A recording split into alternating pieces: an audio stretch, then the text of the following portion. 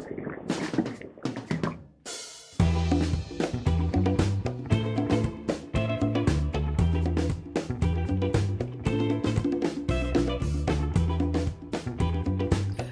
and welcome to Kumechacha Jikoni, also known as Kumechacha Kitchen. Welcome to our new kitchen programming here from Diaspora Africa Studios in Philadelphia. We have an exciting set of shows and meals to show you around cooking great meals in the diaspora. And to introduce you officially to Kumechacha Jikoni, we have a special presentation from our Grace. So my song is called "The Soup is So Sweet When You Taste It." It makes you healthy and happy and strong.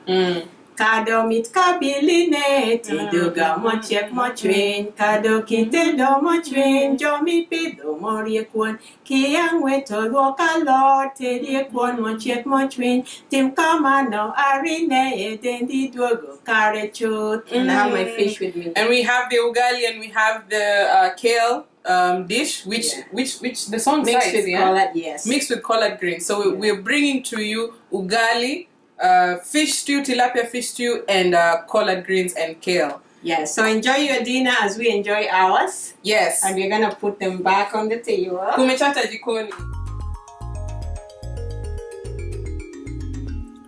So this is tilapia. We have 2 tilapia fish here brought from the fresh grocers at Grace Ferry. And the reason that they're in water is for them to thaw, because when we got them, they were frozen. You can either pick to buy fresh tilapia that hasn't been scaled, but for this was easier for me because everything has been it. Remove it from the water, marinate it with different spices, cumin, mandari or bizarre, as we normally say. We have roika, a few other spices that we'll show you. So we'll let them marinate like for 10 minutes, and then we'll stew it. So what's on your shopping list for your fish stew, your Sukuma Wiki or kale, and ugali?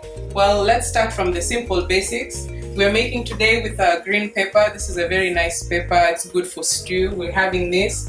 We're having onions. We'll be making fish stew. So one onion we're going to be using for the fish. The other onion we're going to use to make a very special Sukuma Wiki.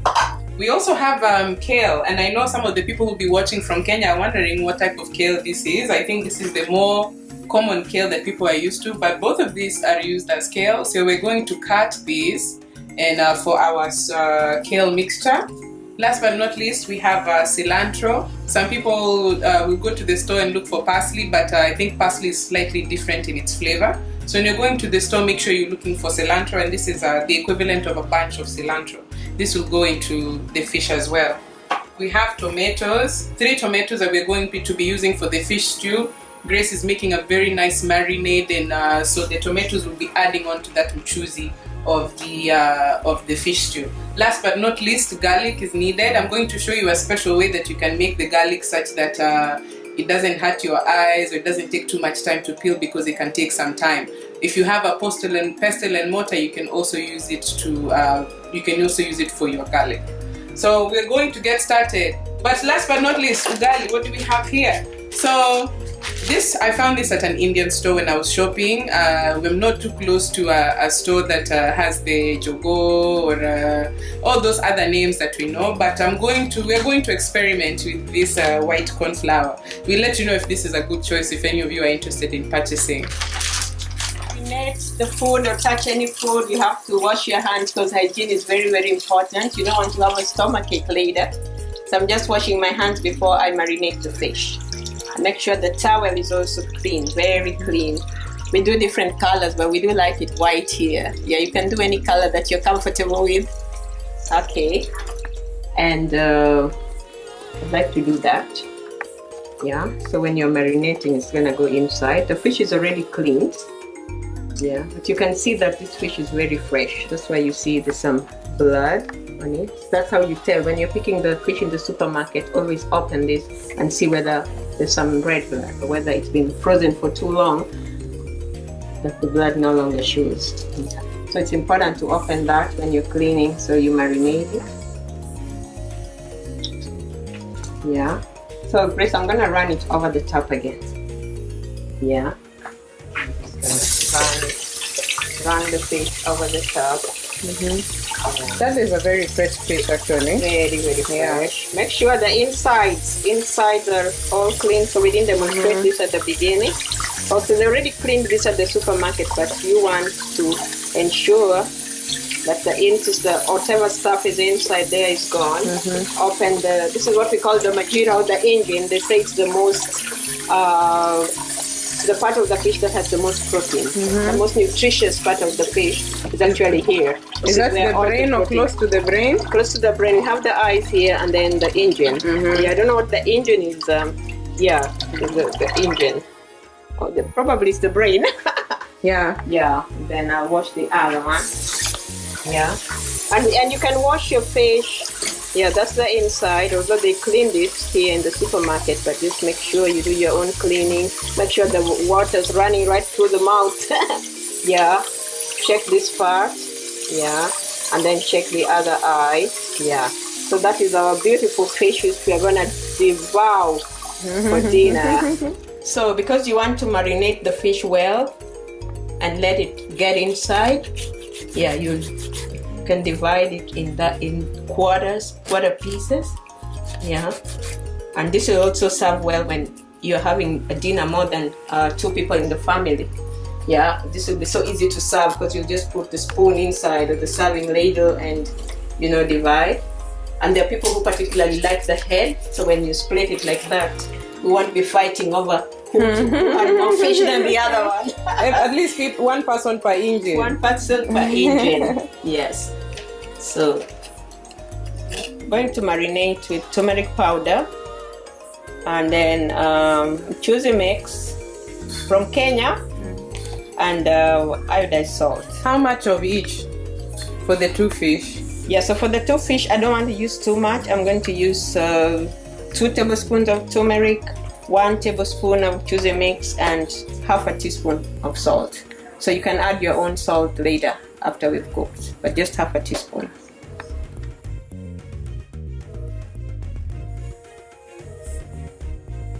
You might use less or more, but we recommend just half a teaspoon of salt because some of the spices have salt in them.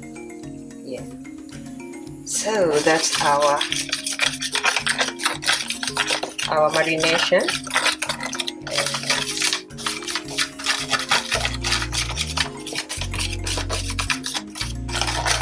So when you marinate like this, it's gonna brown the fish.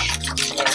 Make it have a beautiful look, because when you want the fish on the table, you want it to look really presentable, really tantalizing, really sizzling. Yeah, so this will give you great appetite than if you just leave the fish whitish. Yes. So that's our marination mix. So for the spices to really get inside, get infiltrated in, you marinate the fish. Marinate through the alignments that we cut. Yeah, cook the bizarre. But you want to make it look beautiful. You want to make it, don't forget to give flavor to the majira, to the engine. Yeah, don't forget to give flavor there. You go the other side. And this is like an envelope. You just open it. Yeah, so put your majira in there. Marinate it nicely. Yeah, so that when it cooks, the flavor is already inside, and then this helps save time for the cooking too, because it already has the flavor. Yeah, so that's one. Our fish dish has been marinated, and then now we are giving the fish a belly rub so that it looks beautiful. You want to eat something that's presentable, delicious. If ever anybody gave you a belly rub, that's how good the fish will taste. Okay. Yeah. So those are our 2 fish they're marinating. So we're gonna leave them there for about 10 minutes so that our spices marinate. What do you do with the extra spices? The extra spices is I'm gonna mix this with a little water and make a little gravy out of it. Yes. That can be part of the fish stew? Yeah, this is a part of the fish stew. Because when you add this to the water that will be boiling, it will clump.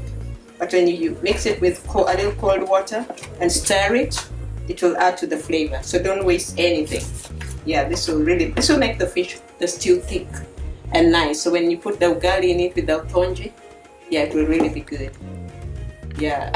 I'm going to give you a little tip about cutting garlic. I know it's one of the most annoying things that you want to do, but once you have peeled the garlic off into the individual pieces, just put it on the side like this, and then put your knife laying flat, and then beat it. Just not too hard, but just light enough. You'll see that the garlic bud has moved out of where it's supposed to be, so you can peel off the garlic easier. And after you're done with this, you can go ahead. There's 3 cloves of garlic we're using for these purposes, and you can choose to cut it. Grace, how do you usually cut your garlic?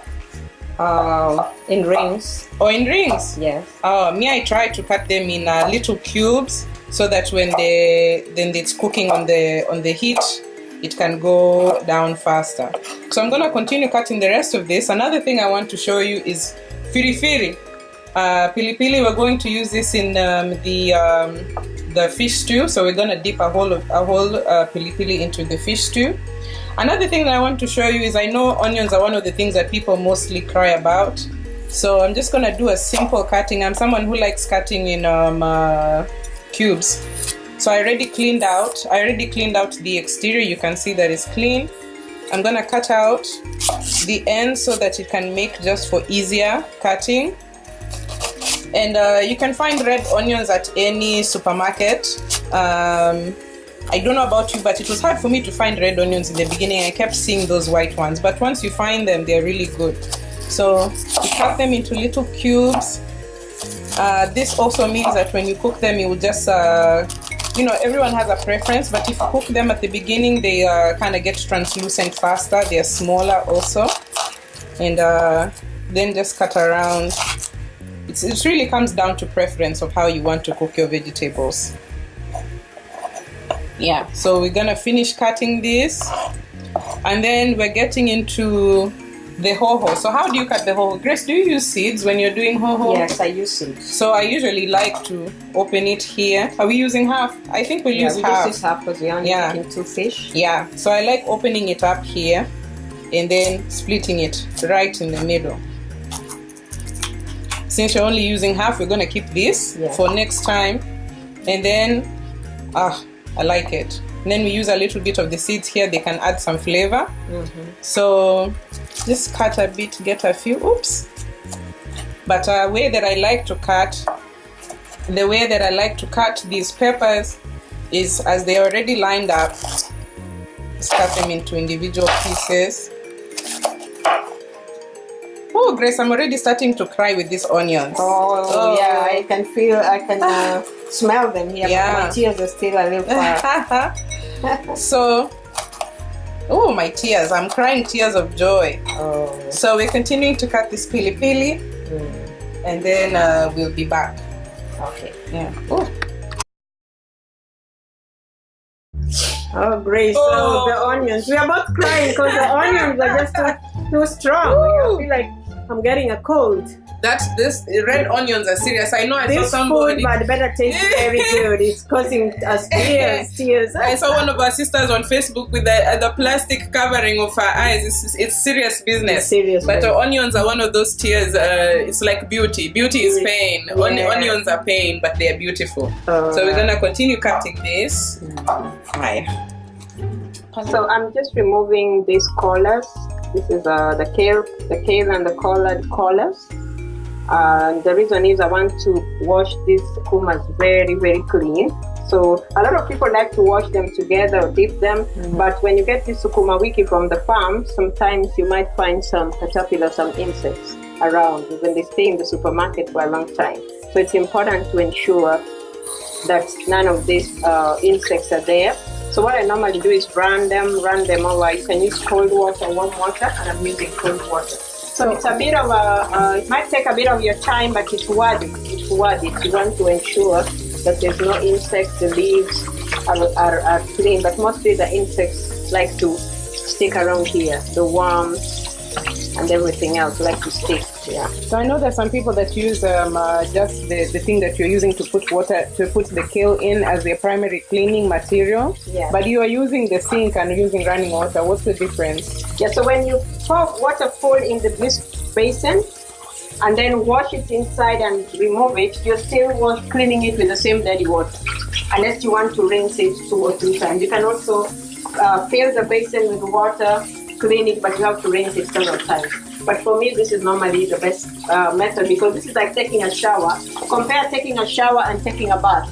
So when you take a shower, the water washes away everything. But when you are in the shower, when you are in the bath, it's kind of different. Yeah, you're bathing with the same water, same soap. So imagine changing the water in the bathtub several times, or just taking a shower. Yeah, because when you take a shower, the water washes out everything up to the deepest end. Okay. So we're cutting our collard green and kale mixture. Collard greens and kales are quite different, but they both have benefits. One of the benefits that you get is, one, it's a vegetable, so you know you're going to be getting iron, you're going to be getting calcium, you're going to be getting vitamin A. And the reason why we're having a bit of a tough time with this one is, one, we're incorporating the stalks as part of our Sukuma Wiki. We are cutting just regular size. We're not doing the small pieces, but sometimes we both, like myself, I don't tend to use the stalk, like this part. I tend to only like remove and use this part. But Grace was telling me that stalks are actually a great source of vitamins. If you just cook them for a long enough time, they can get very soft and they can be very delicious in your meal. So for this recipe, we are cooking the collard greens plus their stalks for this meal. Yes. So one of the things that you should be mindful of, if this is your first time cooking kale, we have used 2 stalks, and kale shrinks a lot.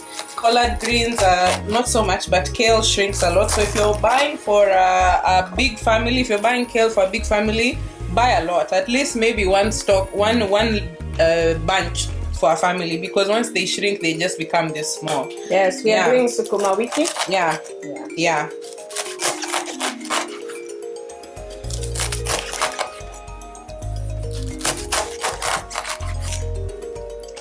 Sukuma Wiki is pushes the week. You know, these are foods that meals that Kenyans eat every day, and we try to find these foods to give us a sense of home. I have all my ingredients ready, and my electric frying pan, which I'm going to stick on the wall, the right side. And this is good in that you can control the heat when it goes up and down. You just need 2 tablespoons of oil, which I've already poured in the pan. This gets hot pretty fast. And then I like the electric frying pan because the cover has a little tiny hole here. So when you cover it, the steam just comes out and none of the stew is going to pour out at all. Yeah, so this little space here controls the heat. Yeah. Yes, I have everything ready here. You can see I have my garlic, and I have my green pepper, and I have my nyanya tomatoes, red tomatoes. So, and onions. So I normally start making my stew with onions. So some people might want to start with the garlic or with the green pepper, but I like it with onions. You see it's already hot, it's sizzling. And the important thing is to make sure that your onions turn brown. So a browned onion tastes very different from an onion that's half cooked and still has the same color. So you wait for your onion to be brown.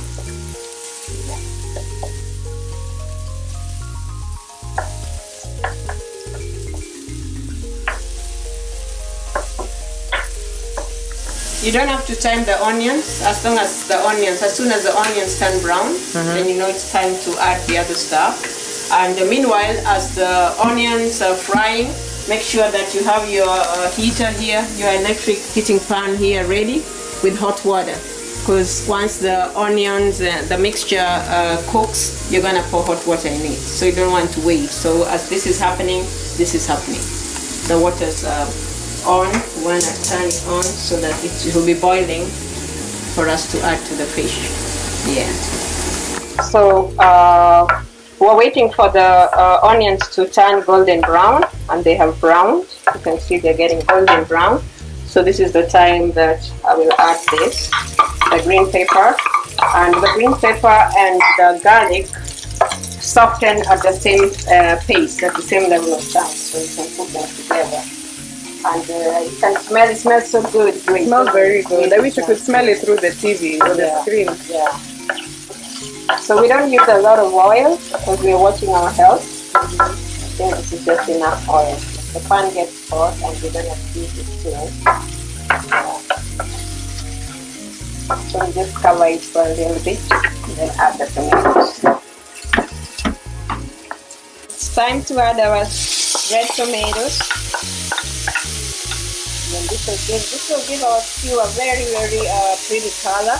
I like to put whatever I've used in one corner so it doesn't cloud the kitchen.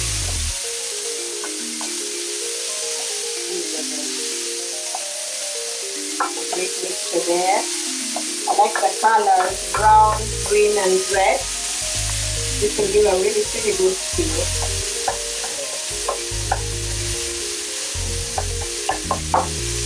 And then the frying pan is great in that you don't need any gloves or kitamba to hold. It doesn't get hot at the top. Yeah, it stays warm, cold rather. Yeah. That's really good. So when the tomato is already getting pasty, so that the cilantro just dissolves right in it. Yeah.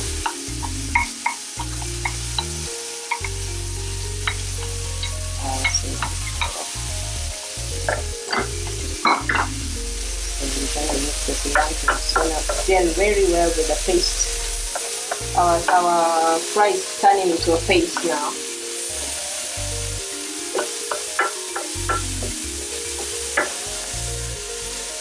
I already mixed the spice from the marinade, yeah. So whatever I marinated and left, I told you I would mix it with the water because this is what had the salt. So I don't want to put salt for the second time. So I'm just going to add this. That's our salt and this is going to be like our paste, like a tomato paste. It's our marinade paste and it's going to give this a really good thick flavor. Yeah. So we just gave the fish a baby rub, but the real marinade was in here, in this cup. Yeah. So I only used half of this cup to make the marinade, which is like a marinade paste. There it goes. Yeah. So that's our marinade and the tomatoes. So now we're gonna add hot water. Yeah. So we're gonna add. We said we'd add 2 cups of hot water. That's 1 cup. Grace, you don't add the water like the way we add spices in our motherland. No, we measure. We measure over here. We measure exact. Yeah, maybe when you have a large family, like 6 or 7 or 10, you can just add a whole water. And that's why some people grew up not liking fish, because there was so much stew. The family was large and there's so much stew. Everybody needs some stew, so they just add a lot of water and the fish starts floating on it and looking at you with one eye. But here we go. I think this is lovely. This is just lovely. Grace, look at the texture. Look at how beautiful it looks. This is appetizing. It looks active. It looks active. It's rich, rich stew. There we go. And how long do you leave that for? What happens? Leave it to boil or something? Yeah, so I'm leaving this to boil for about 5 minutes so that everything is mixed together. And then once it has boiled for 5 minutes, I'm going to dip the fish then lower the heat so the fish simmers slowly while we make the ugali and the collards. Yeah. Here, preparing ugali. This is about maybe 2 cups of flour, and one of the little tips my mom told me is to add a little flour while the water is boiling, so you can get a good idea. I don't know why, but we're just gonna make some ugali. We're gonna start with flour. Start small, and then the water will still be boiling, but just add a little bit. And then the next process here is called dwalo. So as you can see here, we still need more flour to give us that nice consistency to start cooking with. So I'm just gonna go ahead and add more. The goal here is to make sure that when you're mixing it in, it requires a lot of patience. You still need some more flour. Ugali requires a lot of patience. Yes. Because you need to break down all these little things that are forming here, and sometimes the water will boil fast. So when you're cooking, don't be afraid to get aggressive with it a little bit. Ensure that every part of the flour oil mixture has an opportunity to feel the heat. This is also a good time to start. The more you cook it, the more the flour interacts with the water and the heat, the better chance you have to air out those little pockets of flour that have formed. Don't be afraid of like maybe the mess that may form. You'll clean that up, of course. But this, as it is right now, we're still gonna need a little bit of flour, but you can see that it's coming together. You need a little bit of flour. You can still leave the heat on high right now, and you'll hear a little sound as the steam is trying to escape the mixture.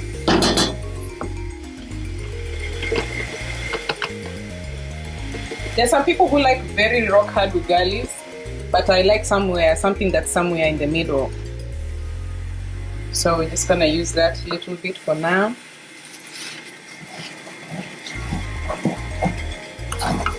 Grace, I'm sorry, I'm identifying your beautiful stove.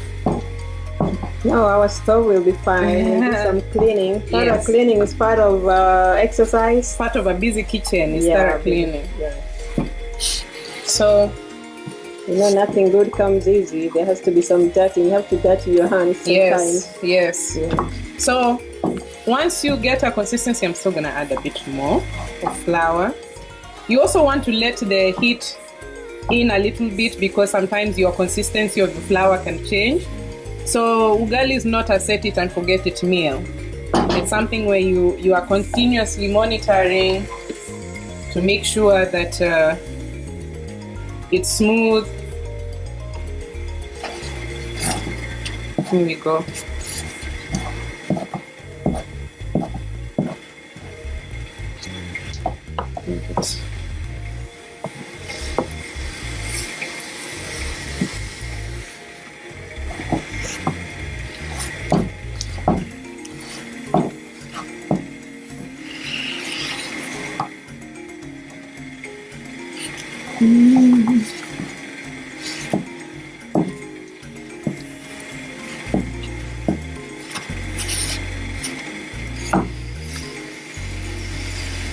So I'm gonna let this sit for a bit, for 1 or 2 minutes. I'm gonna monitor it and then do the same thing that I'm doing, stirring it, kneading it. And if I feel like after this 1 minute that the flour is not enough or it doesn't feel as good, then I can just add just a little bit if necessary. Of the stew, it's ready to enjoy the fish. It's ready to dance with the fish. So we are gonna start. We're gonna pick our fish. You can see it's boiled. It's all mixed up. So this is a fish that looks how many minutes of marinating? It was 10 minutes of marinating. Yeah, and then we have 5 minutes for the water. This was boiled water already, and the tomato, onions, pepper, and everything had already fried. Everything was ready. So the hot water just mixed it for about 5 minutes. So we're gonna take our fish, and it's important to use a pan that is wide because you don't want a pan where some part of the fish won't cook because it's hanging on the cliff, hanging on the edge. So we're just gonna dip that there.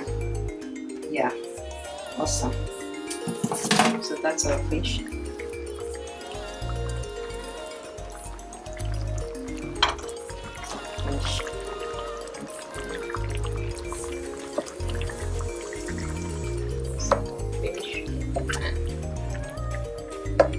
And you can see here, this is why it's so important that you cut the fish, give some little serrations on the fish because that's where the spice gets in through, right?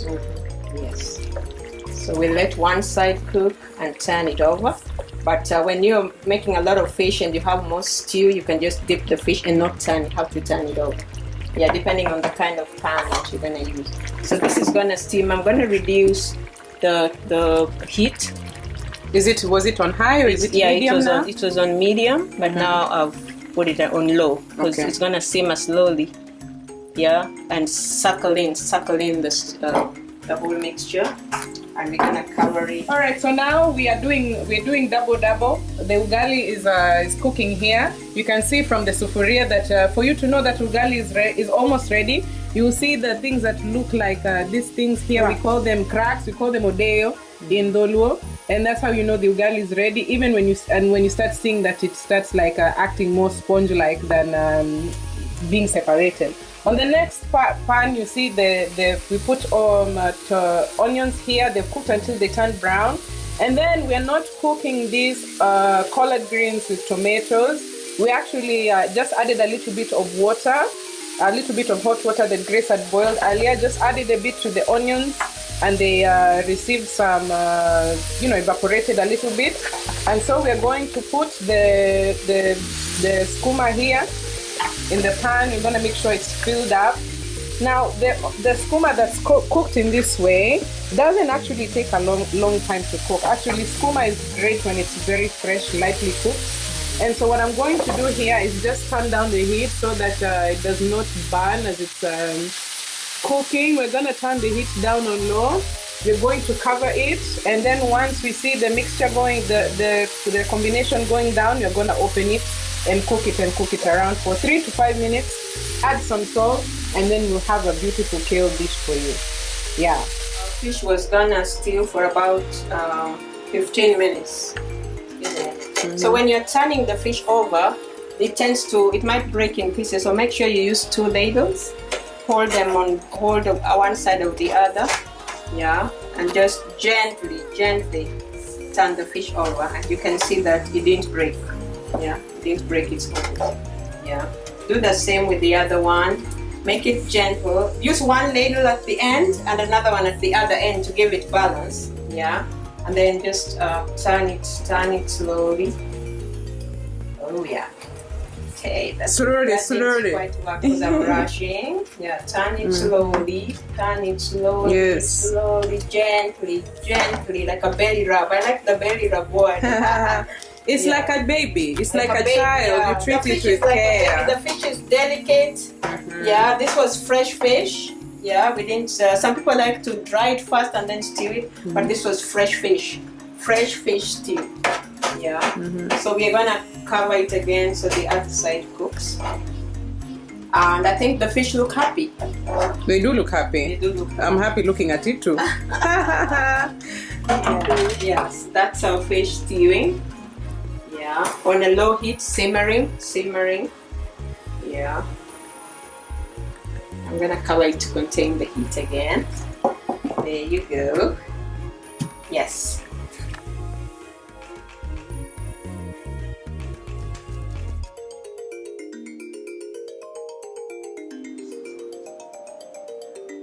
The meal is now ready to eat.